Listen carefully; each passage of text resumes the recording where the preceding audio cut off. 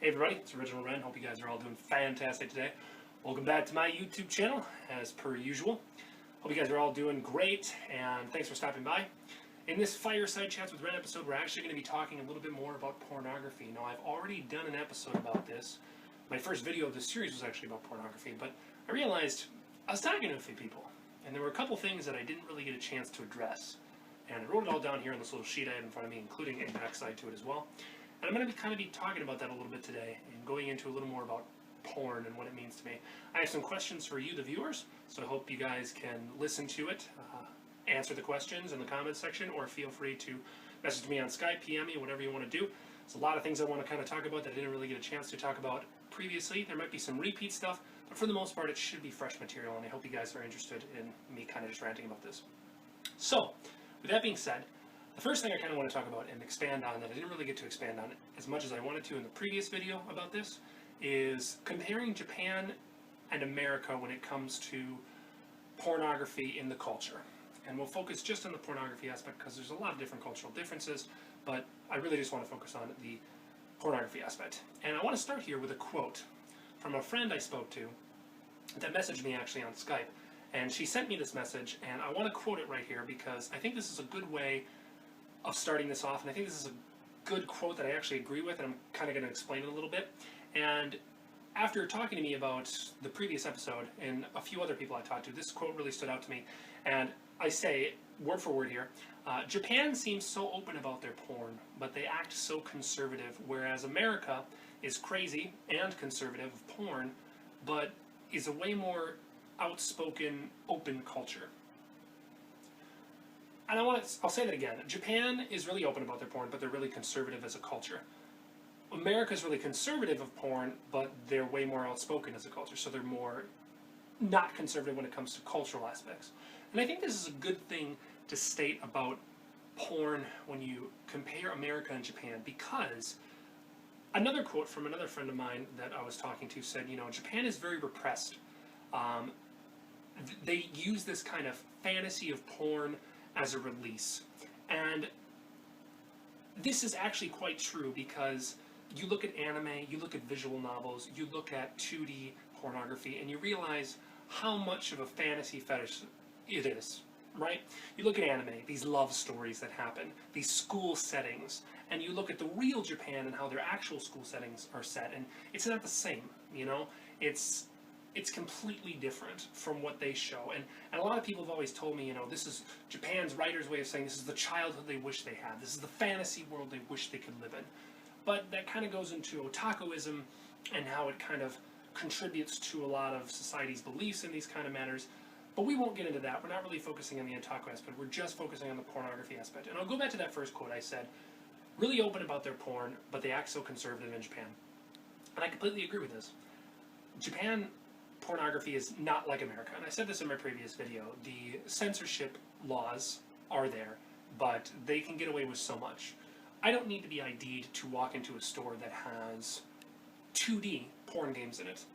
I will be ID'd if I go up to the top floor of certain buildings, in this example, Softmap, for example, in Akihabara, where I will actually be ID'd to view real porn, collections of real porn, but you will never be ID'd. You could be 15 years old, you could be 13 years old, and people generally won't ID you. Unless you look extremely young and are trying to buy an 18-plus game, then they might question it. But for the most part, people don't really question what you're doing, and they don't really mind your business. And, as a shopper, when I always went shopping for, porn stuff, or I went to, a sex shop for a joke, right? I'd always be really embarrassed when I was younger. Because, you'd be in the section, you'd be like, oh my gosh, look at all these dildos or something, and all these female toys, and you'd have a female with you, and she'd be shopping, and you'd be like, this is really awkward, right? But when you're in Japan, I almost feel like you don't feel that. You're shopping in this section with all these, doujin, and people are just browsing different porn doujin, and you have females looking at keychains right in the aisle next over. You don't have it separated, there's not curtains. It says 18-plus section, you need to be 18 to enter here, but nobody really reinforces that. And it's right next to the section that has, females browsing otome comics, which are pretty much not safe for work as well, in this case. And it's nobody really minds. People go about their business, you can still talk to people. I've made a couple friends when I was at Comic-Con. I've actually gone to Comic-Con 87 in winter and Comic-Con 88 in last August. in the summer, and I was talking to people while we were just browsing porn. The artists there, the circles, which are the group of artists, are extremely friendly. The people at the booth were awesome. I mean, and you were buying just straight out porn, right? Like, what are you going to do to this? Well, you're going to masturbate to it, right? I mean, you don't really read porn for its story. I don't know, maybe I'm wrong about that, but, you know, and it's just such a comfortable culture. And I think that quote from my friend that says, you know, Japan's so open about their porn, but they act so conservative. They want to keep it within their own boundaries, but at the same time, they're just so open about their porn. They don't mind talking about it.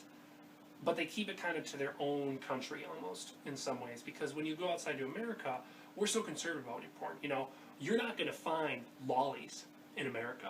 That's just going to be child pornography straight out, according to most people in society.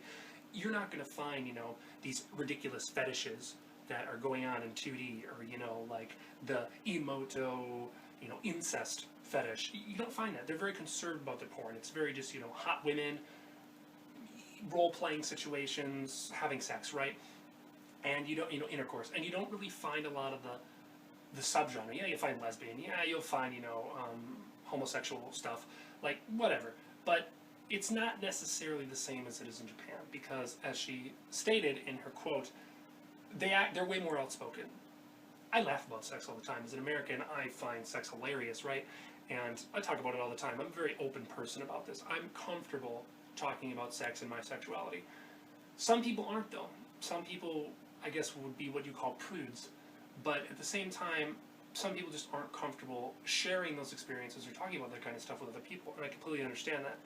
But it's almost like I've changed, and I've said this before in my previous video, my viewpoint, because when you go to Japan, it's just such a different culture. You just feel so much more accepted when it comes to pornography, and you feel so much more comfortable as an individual.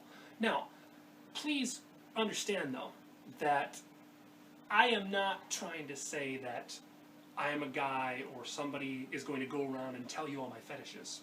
There are moments where you know something is appropriate to say, and there are moments when you know something isn't appropriate to say. I don't go up to every random stranger on the street and say, hey, I really am into lollies, and I really love them, right? As an example. You don't really do that the first time you meet somebody. There's boundaries. But for the most part, it's not something that I or a lot of people in Japan seem to really be ashamed about, because it's just an accepted part of culture. Yes, people wish it didn't really exist. Obviously, people don't like otaku. Otaku is viewed as a very negative stereotype in Japan, obviously. But for the most part, those people are extremely friendly. They're not as xenophobic as you think they are. And you can chat about pretty much anything. Nobody really judges you. If you go buy something at a booth, you're going to talk to them. I was talking to 3 people in the Comic Con line. Granted, it's a little bit of English they could speak, but not really that much. The guy ended up going, like, running to the convenience and buying some drinks for us. I got, like, 3 drinks that day. They were like, oh, can I buy you a drink? And I was like, yeah, I'll take, like, a Coke or water, right? Because obviously I'm not going to drink alcohol in line. And so we were standing in line to get into the Comic Con building, the Tokyo Big Sight. And these people are great. They're really friendly. They're like, oh, what's your favorite, you know, what's your favorite PC game, they said, basically, because I said I play PC games, which is visual novel in Japanese. And, you know, we talk about this, and it was just really awesome. And I'd be like, oh, I like, you know, Ano Kanata 4 rhythm. And they're like, oh, that's sweet. Like, I love that. Yeah, I see you have that Joshin-chan hoodie, right? And it was really cool, because these people are extremely friendly. And it's just such a different culture. And I think that, and then looking at American culture, I really appreciate being able to see both sides of the coin, I guess is what I'm trying to say. You see both sides of it and how it acts. But I think I wanted to really quote that, my friend and my other friend, because they say it really well. But one thing I want to reiterate on one of my friends said is that they think that Japan has this kind of, going back to that fantasy quote, right, from one of my guy friends said, you know, Japan is repressed. They have this fantasy porn as a release, right? The anime, pornography, all this 2D stuff. Again, I'm really mainly referring to 2D stuff, because obviously real porn exists as well, and there's, you know, red light districts and stuff like that. That all exists in Japan. Don't worry, it's there. But one of the quotes he said in this specific quote again was, there's more oppression, and this makes them more underground. I'm going to call that as being false from my personal experience, because while I may believe that they're more oppressed in terms of a culture, being that kind of, you know, they're very conservative, I also feel that that doesn't make them more underground, because they're very open about not worrying about porn. They don't really talk about it as much because they're kind of that oppressed culture, but they do not really mind. People don't question you for buying something. I use this in a previous example. We look at this Sonico figure, for example. Let's use her as a wonderful example. Okay, so Sonico is Nitro Plus's mascot. Now, you think Nitro Plus, which makes, Steins Gate, things like that. Great games, right? And you have this sort of chubby, very large-breasted mascot who's scantily clad all the time and is basically free male fan service, maybe for some females as well. I actually like Sonico. Many people say she's just walking tits. I don't really believe that. I think she's actually got a pretty nice body. But we look at the Sonico figure, right? And I've told you this in my previous video. If I went in and bought this at a shop with my friends, they would go, "What the hell are you doing?" They'd look at me and they go, "Well, why the hell are you buying that?" I mean, look at the backside here too, right? Okay.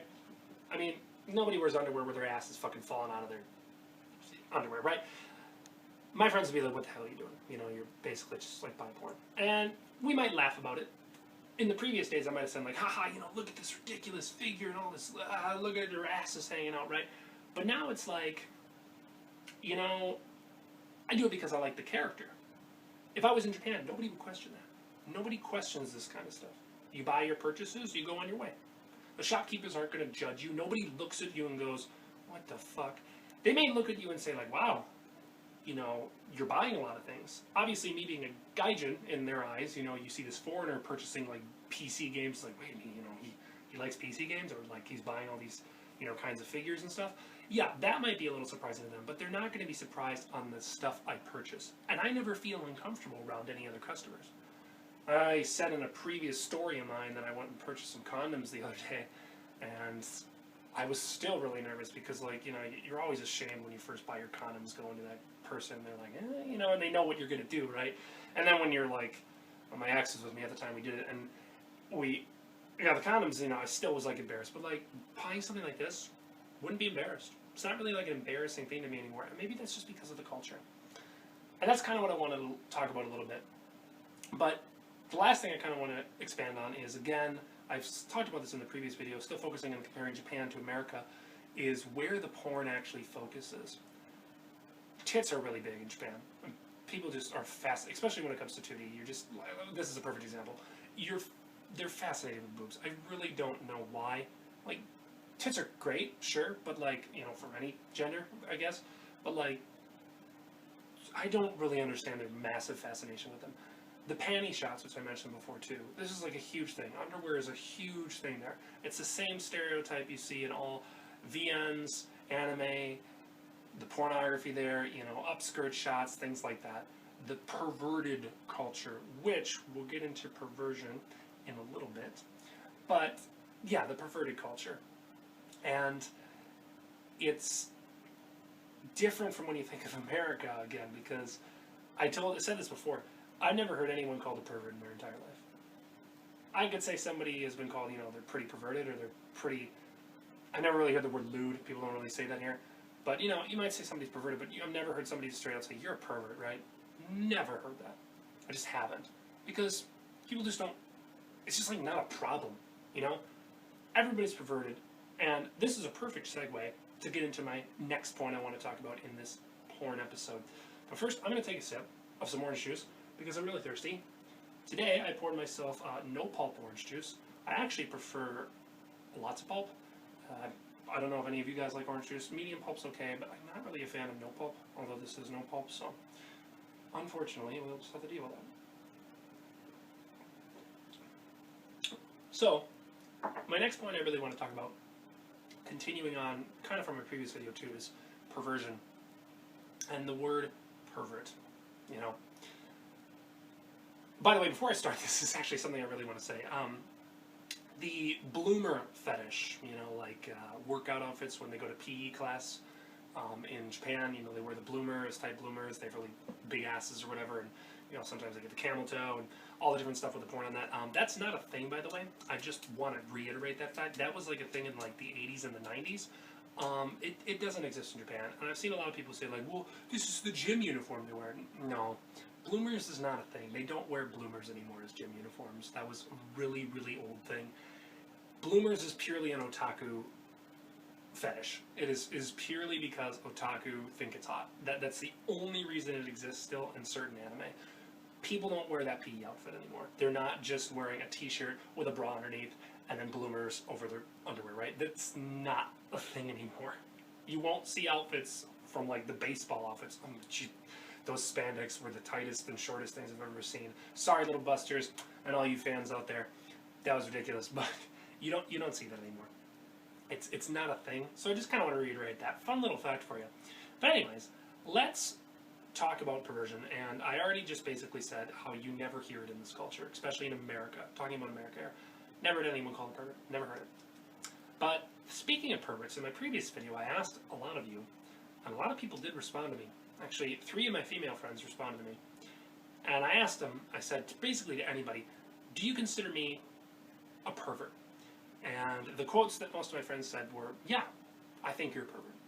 And I asked them, do you think this is a bad thing? Are you offended? Do you not want, would it be something you're uncomfortable hanging out with me anymore? And they said, most of them actually said in a roundabout way, basically, no, we're not.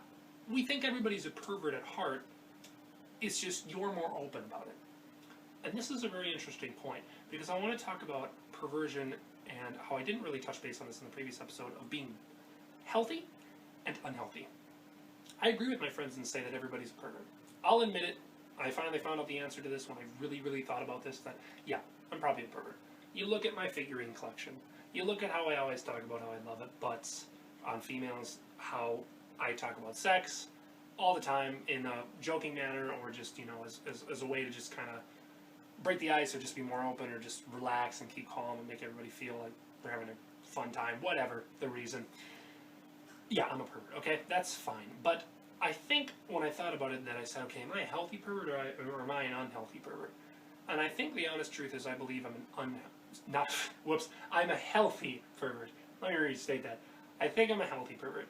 And I'm going to ask you as the viewers again, what you think when I go through this, and then I'll ask you, what do you think, not just personally about me, but just about this topic in general, because this is something I really want to know about. And this is one of those series of how I said I'd ask you guys questions, and this is one of those questions I really want to ask.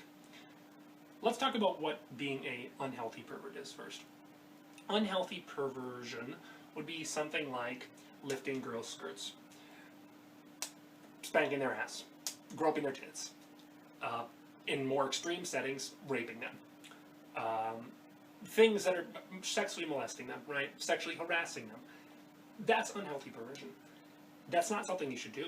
It's not something I believe in, and I don't think anyone should believe in it, because it's a terrible thing to do. I don't go up to random girls on the streets and just decide to spank their ass and say, hey, you have a nice ass. I'm not going to do that.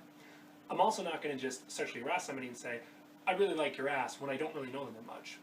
When I start to know them as a friend, I may compliment them on that. That's something different, which leads me to my point of being healthy perversion. This is an example, in my opinion. Well, the hobby itself is unhealthy, let's be completely honest. But this is an example of what I believe would be healthy perversion. And what I mean by that is that this obviously isn't harming anybody, right? It's not. I want people to understand what I'm into, what my hobbies are, be a little more open, while still being respectful of their own opinions. But I want them to know the real me. And some people act different on the internet.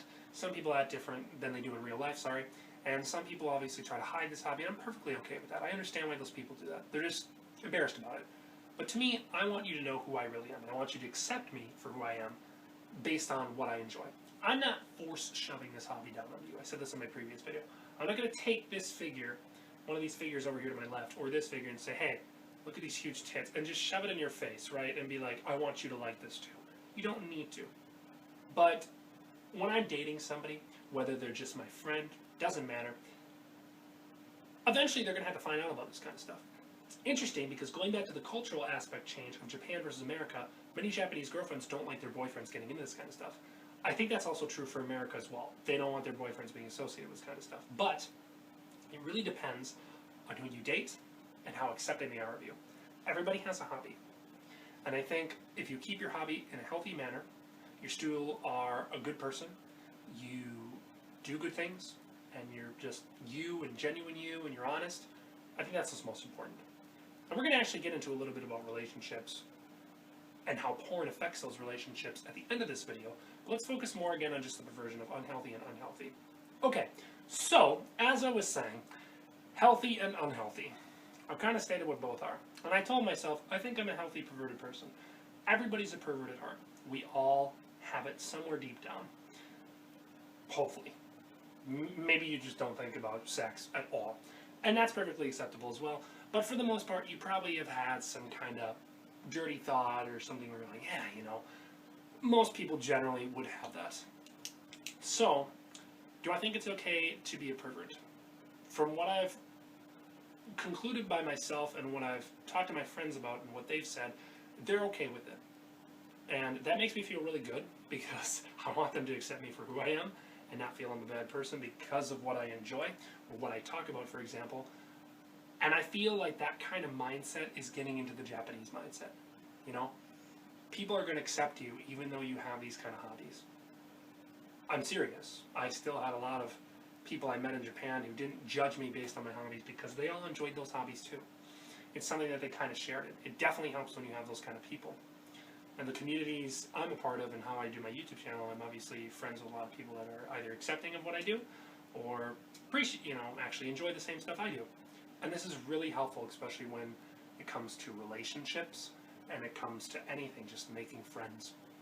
Hang out with the people that like the same things you do. It really does help. But also have your differences, because that's important too. I'm not going to really get into relationship advice, but there is something I did want to kind of segue into after this perversion thing. So to conclude that part, basically I just want to say, yes. Based on what my friends' responses were, they think I'm a pervert. But does that make me a bad person? Depends. I don't think it does. And according to them and what I gathered, they don't think it does either. And that's really, I'm really thankful for them for that, obviously. Again, we're mostly talking about my friends who are girls, because those were the three that talked to me. So, yes, and that's a good thing. And that being said, I want to ask you, again, my viewers, do you think it's a bad thing to be perverted? What do you think is the boundary limit? Do you consider it something that is bad? Do you consider it's perfectly okay as long as you're healthy about it? You know, is it okay to kind of have that like of a fetish or something? Like, is it all right? I mean, I've said it before, one of my guilty pleasures, especially considering that it's just so prevalent in Japan, is panty shots, right? It is. Like, upskirt shots are great.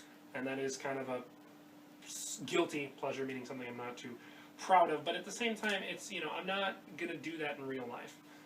But I don't think this is something that you should be judged for. Everyone has their little kind of perverted moments, and I think it's perfectly okay as long as you keep it a healthy thing. But I want to know your thoughts, including the previous points I mentioned about comparing Japan to America. What are your thoughts on that, too? But now I want to kind of go into the final point of my video here. Actually, two more parts. And one of these parts I want to kind of get into is fetishes. Let's talk a little bit about fetishes. Why? That's my question. Why? When you think of Japan and 2D porn seems to be the extreme fetish porn. And it makes sense because it's the fantasy porn, right? You can have the incest without it having repercussions. You can enjoy lollies without it having the repercussions because you're not harming anybody. But it's really interesting to me because I just feel that fetishes are such a prevalent thing, not when it comes to American porn, but when it comes to Japanese porn. And going back to my first points I was talking about it being the conservative culture and all that, that kind of makes sense. And also, again, as I just said, the fantasy stuff. But what surprises me is that a lot of this fetish porn always revolves or is focused around females. Not always, but most of the time it is. And why is that? Maybe I'm just not seeing the genre enough. Most of the time when you think of a fetish, it somehow involves females, you know? There's the shota, right? It exists, which is a counter to lolly. That stuff all exists, okay? And I get it. But a lot of these fetish stuff just usually refers to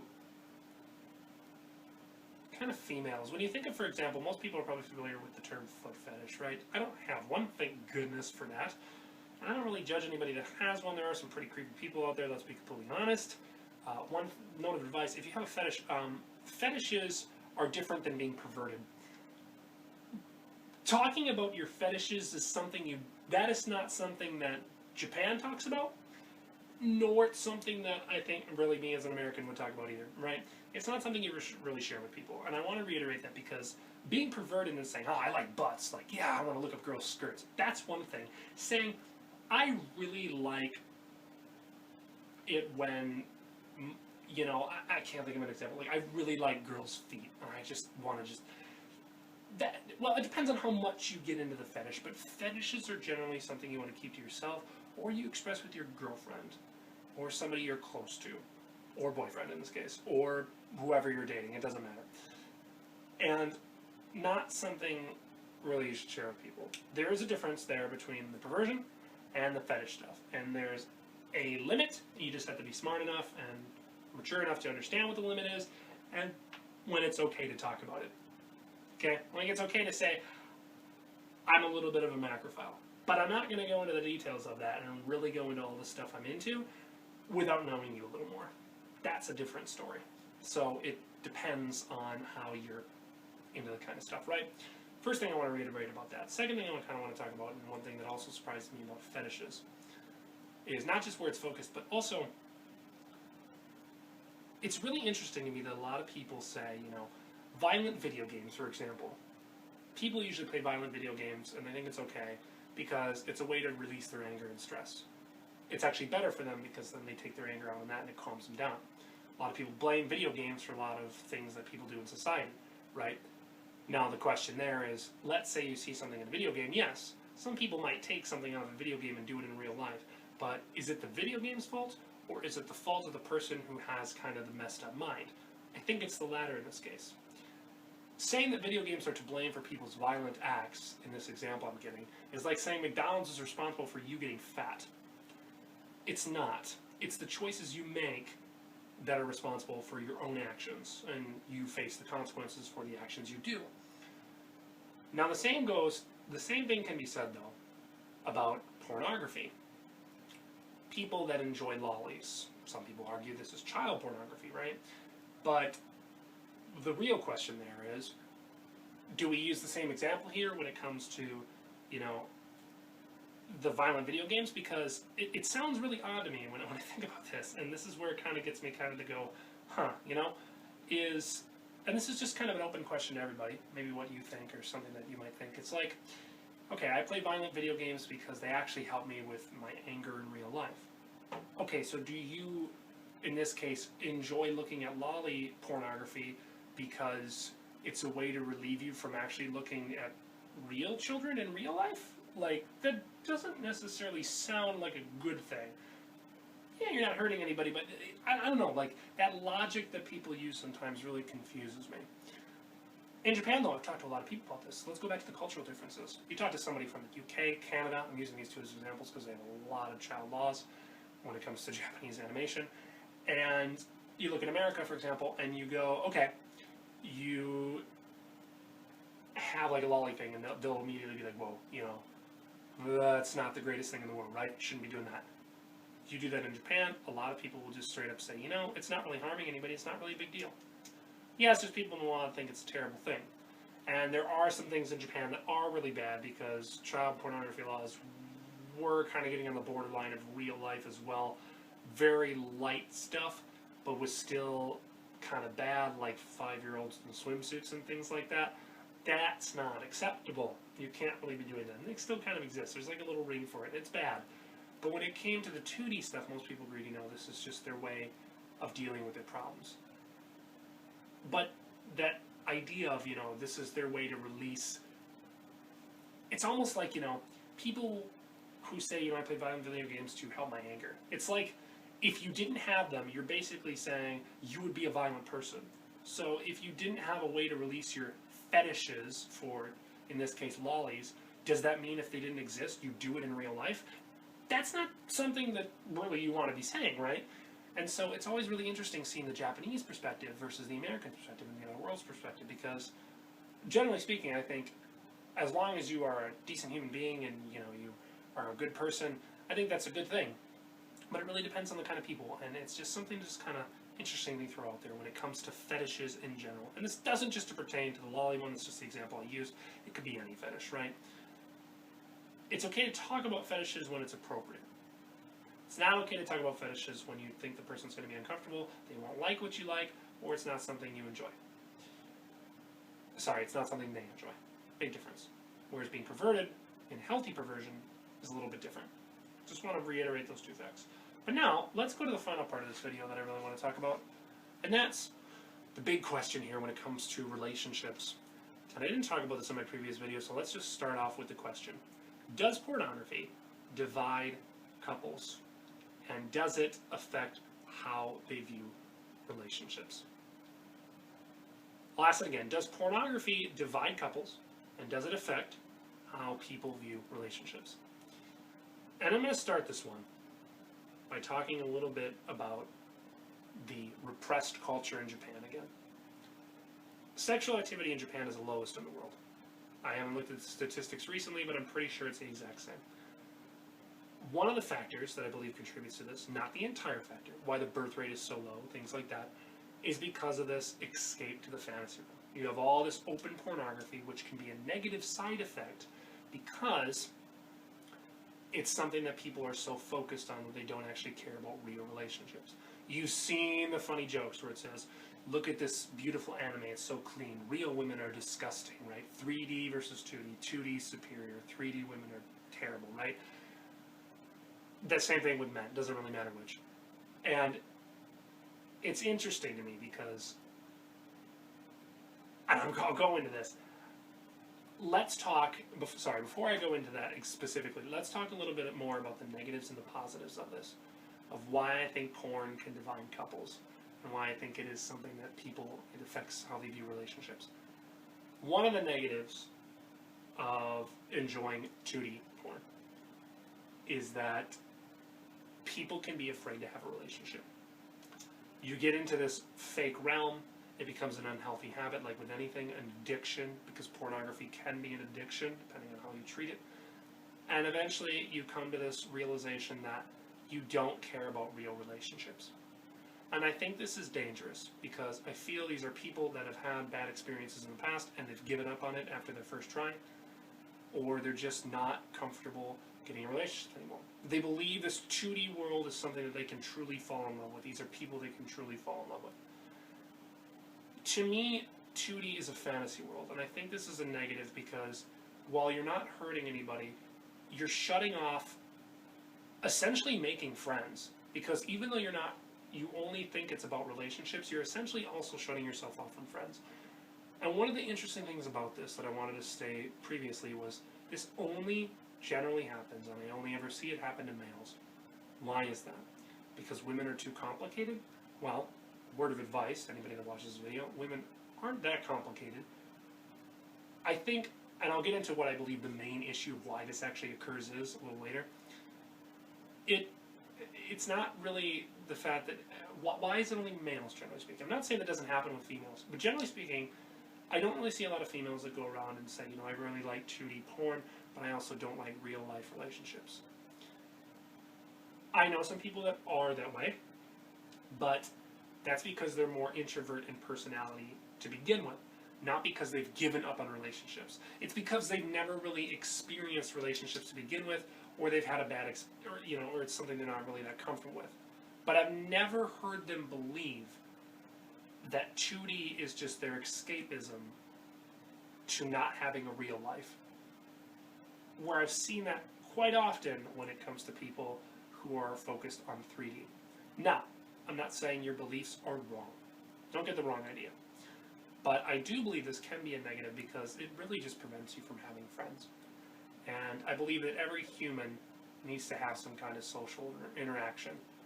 It doesn't need to be love, it doesn't need to be a relationship, but whether it's with your family, your friends, the Maslow's hierarchy of needs, the social interaction aspect. So the question is, does porn divide that? And I think it can in some respect, if you believe that this fantasy world is the real world. That's like saying, weed is fantastic, I need to keep smoking it. Sure, it doesn't really have any negative side effects, but it doesn't really do anything for your body, like most people would say. Smoking cigarettes, you escape to the smoking cigarette realm. Well, smoking cigarettes is terrible for you. Drinking alcohol is what's terrible for you, right? But we do it because of certain reasons. Well, some people do. I've never smoked in my life. I don't do illegal drugs or anything like that, so I can't really say. But It's just one of those things like, Japan drinks to relieve their stress, America drinks to relieve their stress. Both countries will do it. Pretty much anywhere in the world people will drink to kind of relieve stress or just have a good time with friends. And I'm not judging that in any way or saying it's a bad thing. But it's just kind of like, too much of anything is a bad thing. If you believe in this fake realm, you start shutting off those around you. It's like this, it's being selfish. I believe it's people who are being selfish because they're not realizing that there's other people that care about them or think they're cool people, and then they're ignoring them because they don't care about real individuals and they've had bad experiences. Another negative, is it a form of escapism? Again, escaping the reality and trying to focus on this is the true reality. The 2D is the true reality. And this can also cause problems as well. Some positives of it, though. Let's talk a little bit about positives. It could be whatever you want. It's a fantasy, right? It can be as perfect as you want. You can have any size breasts you want if you're into that kind of stuff. You can have any guy, any dream guy you want, anything you want. The possibilities are endless because it's a realm of fantasy. It's a realm of 2D. You can make it whatever you want it to be. And I think this is a healthy thing, even in relationships you are in, because sometimes you need your me time. I think everybody needs their me time, and that includes your me time sexually if you are sexually active in a relationship. Don't just think that it always has to be with the couple. The me time is also important as well if you are sexually active. If you're not sexually active, great for you. Everyone's different. Everyone has their different beliefs about things. It's all about trust. But even with these positives, and even with the negatives, I believe the big issue here, why I think porn, some people might say, does it divide couples, does it make them less prone on relationships, is because of communication. I think it's just a lack of being comfortable communicating with each other as a couple. I think in society, whether you're in Japan or whether you're in America, there's so much expectation on when you want to have sex, you're supposed to just know what you're doing. And that's not the case. A lot of people have no idea what they're doing. I'm a guy. I act like I know a lot about women. I really don't know anything about a vagina. Let's be completely honest. I know many of my female friends that still are like, what? When I talk about dicks. And they don't understand it. Right? It's because they don't have it. You think like, it's weird because you think like, oh man, you always are that person that when you see something like, oh, they're an expert, they know what they're doing, and I'm just going to embarrass myself, right? No, that's not true. And the reason we think that is because we don't communicate with one another. I think communication is a big key. If you're in a relationship, when you're talking with friends, it's all about being comfortable. Being comfortable with each other, being able to know what you can talk about, have a good time with, what you joke about, what you have a good time with, and you're fine. I asked my friends, my pervert, they told me the honest answer. They were really open with me. They communicated with me. And I'm glad they did, because if they decided to beat around the bush and think, oh, this guy's creepy, and just didn't talk to me, then it makes you feel really bad about yourself. You get that negative experience. And I really just think it comes down to being comfortable with communicating with one another. Especially when it comes to fetish stuff, which goes back to that, and when it comes to just porn in general. A lot of people think that their porn collection should just be something they enjoy. Not always the case. Sometimes sharing your porn collection with your significant other, whether it's guy, girl, doesn't matter who, is a good thing. Especially if they're into that kind of stuff. Because you might discover something that they're interested in as well. And that can lead to being curious about something, or asking questions, and getting to know each other better, feeling closer. I said this before. It's okay to watch porn with your significant other. It is. Whether that's 2D or 3D, whatever you're into. It doesn't matter. It's okay to watch porn. But there's a healthy way to watch porn, and there's a not healthy way to watch porn. The healthy way to watch porn is to kind of sit in a bed together, maybe with the laptop, and say, okay, click on an image, click on a video, whatever you're doing, right? And then you kind of mysteriously enjoy it together. One way to not enjoy porn is to put in a porn thing and then start having sex with your girlfriend. That's not how you should have porn nights. That's not a healthy way. And this is my advice to you. That's not the healthy way to do it. But there is a healthy way. And it just comes down to being comfortable around each other and being able to communicate. The embarrassment's going to be there. Hell yeah, it is. Especially when it comes to pornography. Me too. My hobby, I act all open. Still embarrassed as hell. Really nervous about it. Even though I act all open, and people say all the time. But I am still extremely embarrassed about it. Not just that, but you're going to have the nervousness. You're going to be embarrassed. It's going to happen. I turn into a 15-year-old when I start flirting with people, right? Let's be completely honest.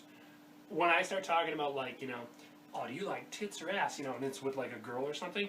Oh man, I turn into a 15-year-old. I'm like, tee, do you like boobies? Like, okay, really? Like, I still do it. And I'm like, what the hell? You know, I'm 25 years old. Like, why am I getting embarrassed about this? It's because it's just, it's the nervousness, it's the shyness, you know. And when they act that way and you act that way, it's cute, it's romantic, and it's a good thing. So I think it's perfectly okay. But I think that communication is the big problem here of why I think pornography is dividing couples. I just think people are just not able to or not comfortable communicating with each other because they try to hide things. They want to impress everybody. And they put on this visage and they start talking about how, you know, they want to like cover stuff up. If I want you to be my friend, eventually you're going to have to learn about what I like. And I'm not going to be ashamed about it. I'm not going to shove this crap down your throat. I've said it before. But I need to be able to communicate with you because I need you to accept me for who I am. Look past that. I'm not going to come down to my base and be like, let's play my porn games. No, I'll do that on my own time. And if you are interested in them, kudos to you. I'll show them to you. If maybe, you know, we were dating and you're like, I'm really interested in the kind of games you play. Show me what you're into. That might be something they're interested in. Communication. It's all about that. So, in conclusion about this episode, I talked a little bit more about pornography, and that's what I really wanted to do. I had two very special guests with me today. Sanako, you were a fantastic guest. Great example giver. And then I had that character from Date Alive. I've never actually seen Date Alive, but it was just a cute figure, so I decided to put it up there. But, thank you guys for joining me for this episode. I hope you enjoyed it as much as I enjoy making all these all the time. I've asked you a couple questions in this. And I'll re-ask those questions again at the end of this video to kind of give you an idea of what you should answer. First question is, how do you compare Japan to America when it comes to pornography? Second question, do you think that it's okay to be perverted? And do you think it's okay to have some healthy perversion, if that is the case? Fetishes, any thoughts on those or what you believe, if you have any opinions about that? And the last question, do you believe that porn divides people, or in this case couples, and do you believe it changes those people to believe that relationships are a bad thing? And why do you think that is? So guys, thanks for joining me for another one of these episodes. I hope you guys liked it. Really, nothing else to say. I'm going to take a little sip here and kind of just relax. My legs really need to stretch because, oh, geez, sitting cross-legged is extremely painful on this bed. So yeah, I hope you guys enjoyed everything. Thank you for coming. You may have noticed the ridiculous hat I'm wearing. Getting ready for the festivities. Many might be saying, well, Ren, it's November in America. Well, the next holiday for not American people is pretty much the holidays in December. So, let's be completely honest. I thought this is a universal thing that everyone is going to somewhat kind of celebrate or enjoy. So I think that is a good thing. Anyways, guys, thank you for joining me on this lovely episode. I hope you enjoyed as much, again, as I enjoyed making it. And we'll catch you next time. See ya.